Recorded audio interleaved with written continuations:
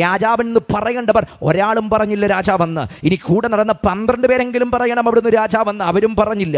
കാരണം യേശുവിൻ്റെ മരണത്തിനു ശേഷം ഒരു 2-3 ദിവസത്തിന് ശേഷം നടന്നൊരു സംഭവമുണ്ട്.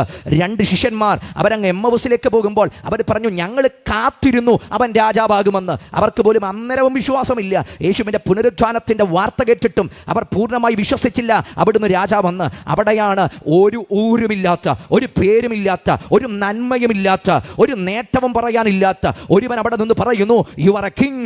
അങ്ങ് രാജ്യത്വം പ്രാപിച്ചു വരുമ്പോൾ എവിടെ നിന്ന് കിട്ടി? അപ്പോൾ വേണമെങ്കിൽ പറയാം, അതിൻ്റെ തലയ്ക്ക് മുകളിൽ എഴുതി വെച്ചിട്ടില്ലേ INRI എന്ന് പറഞ്ഞ് എഴുതി വെച്ചിട്ടില്ലേ? ഇസു നസ്രായനസ് റെക്സ് ഇസോറിയം എന്ന് പറഞ്ഞതിൻ്റെ മുകളിൽ എഴുതി വെച്ചിട്ടില്ലേ?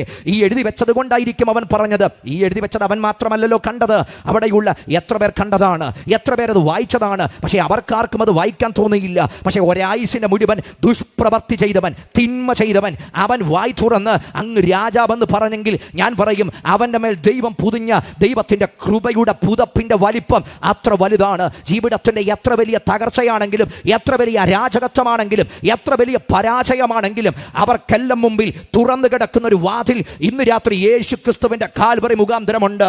താങ്കൾ തകരപ്പെട്ട ഒരു വ്യക്തിയാണെങ്കിൽ, ജീവിതം അസ്തമിച്ച ഒരു വ്യക്തിയാണെങ്കിൽ, പ്രതീക്ഷ നഷ്ടപ്പെട്ട ഒരു വ്യക്തിയാണെങ്കിൽ, നാട്ടുകാർ പഠിച്ച് നിന്ദിച്ചൊരു വ്യക്തിയാണെങ്കിൽ, ഇന്ന് രാത്രി ഞാൻ ഉറപ്പ് പറയുന്നു, യേശുവിൻ്റെ കാൽവറിയുടെ മുമ്പിൽ നിങ്ങൾക്കും ഒരു വാതിൽ തുറന്നിടുന്നു. ഒരു മനുഷ്യർക്കും തുറക്കാൻ കഴിയാത്ത ആ വാതിൽ അടയ്ക്കാനും തുറക്കാനും അധികാരമുള്ളവൻ എല്ലാ ജനതയ്ക്കും വേണ്ടി ഒരു വാതിൽ തുറന്നിട്ടു. അത് യേശുവിൻ്റെ കാൽവറി മുഖാന്തരം, യേശു ക്രിസ്തു മുഖാന്തരമാണ്.